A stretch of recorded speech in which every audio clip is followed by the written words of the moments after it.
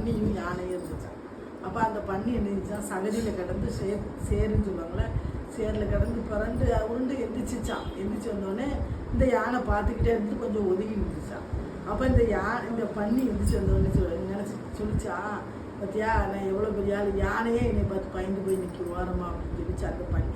சொல்லிட்டு இது போயிடுச்சான். இப்போ சொல்லிட்டு இது போகுதா. அப்போ இந்த யானை நினச்சிச்சா, இந்த பண்ணிகிட்ட போய் நான் போய் சண்டை போட்டோம் இல்லை வழிவிடுன்னு சொன்னேன்னா அந்த பன்னியோட சேரு சகதியெல்லாம் ஏன் மேலே படும், அது எதுக்கு எனக்கு அசிங்கமாகவே நானும், அதனால தான் நான் தேவையில்லைன்னு சொல்லி ஒதுங்கிருந்தேன். ஆனால் அதுக்கு அது தெரிய மாட்டேங்கி. அந்த மாதிரி இந்த உலகத்தில் யார் என்ன சொன்னாலும் காது இருந்தால் கேட்காம இருக்கணும். நம்ம அந்த மாதிரி காது இருக்கா, இந்த காலை வாங்கி இந்த காலை விட்டுட்டு போயிட்டே இருக்கணும். நான் தான் பெரியவன், நீ தான் பெரியவன் அப்படின்னு நிறைய பிரச்சனைகள் ஓடுது நாட்டில். இப்போ அதெல்லாம் எதுவுமே கண்டுக்கிடாமல் நம்மளோட குடும்பம், நம்ம சாப்பிட்டோம் வச்சோம் சந்தோஷமாக ஜாலியாக டூர் சுற்றணும், கோவிலுக்கு போனோம், இந்த மாதிரி வாழணும். அப்போ தான் நம்மளும் வாழ முடியும், மற்றவங்களும் வாழ முடியும். ஓகேவா?